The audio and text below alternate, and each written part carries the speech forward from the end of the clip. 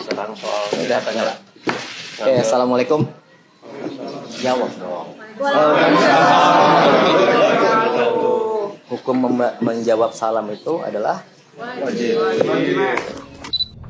Oke, baik teman-teman semua. Saya ingin meluruskan pemahaman dan narasi yang keliru tentang apa.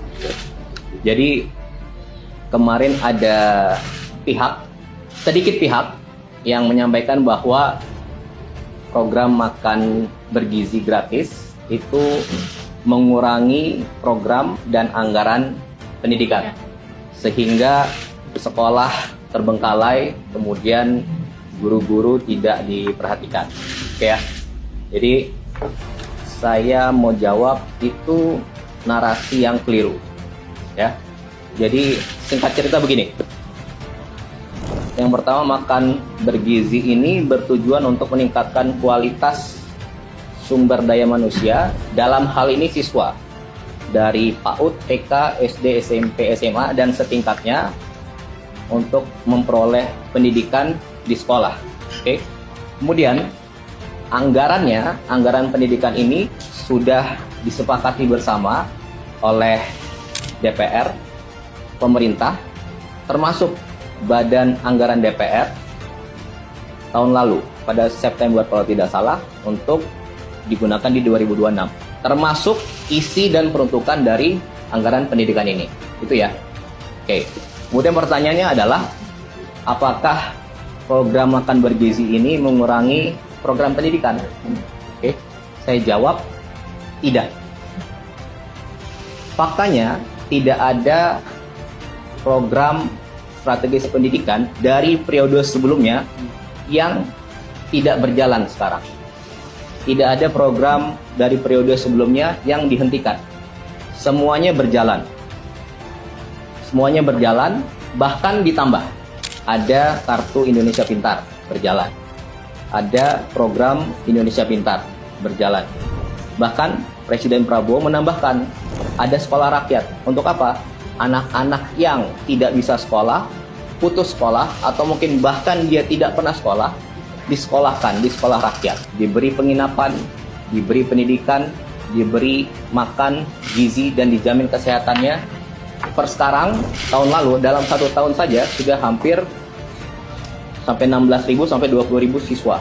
Oke, ada 166 sekolah. Tahun ini akan dibangun lagi 100 sekolah. Itu satu. Kemudian yang kedua, ada yang bilang sekolah terbengkalai. Iya, itu adalah masalah dari dulu. Sekolah rusak, sekolah ada yang kurang baik. Nah, dan Anda harus ingat, sekolah itu adalah kewenangan dari pemerintah daerah. Aturannya seperti itu.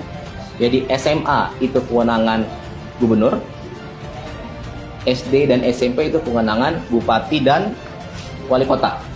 Tapi di zaman Bapak Presiden Prabowo, karena dari dulu sudah rusak dan bermasalah tapi tidak tertanggulangi, kita renovasi, ya.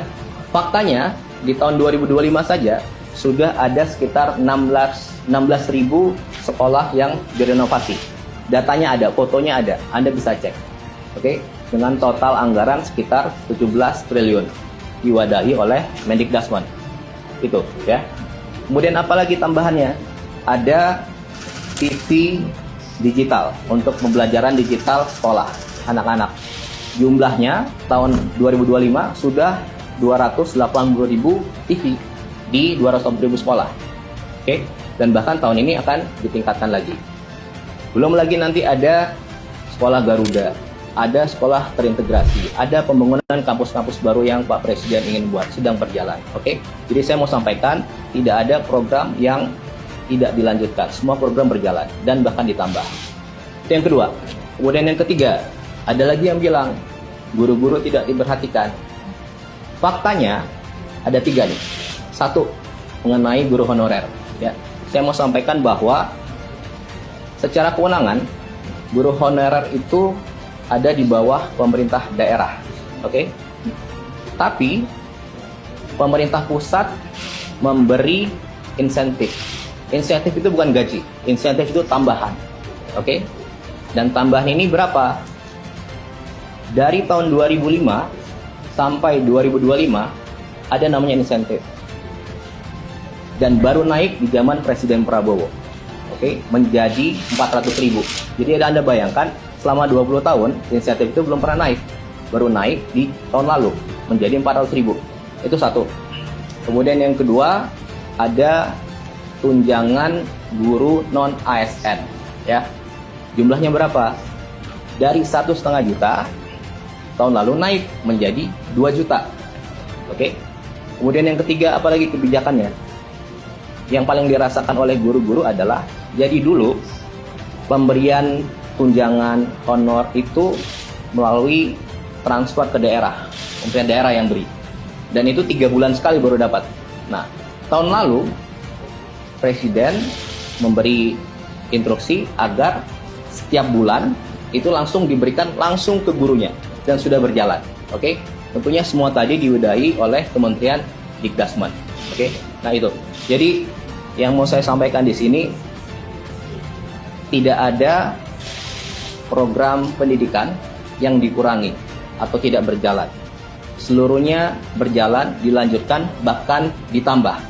Dan lebih detail, lebih fokus kepada siswanya, sekolahnya, dan juga gurunya. Ya. Jadi saya rasa itu menjawab semua pertanyaan. Itu aja kira-kira yang bisa saya sampaikan. Oke, terima kasih.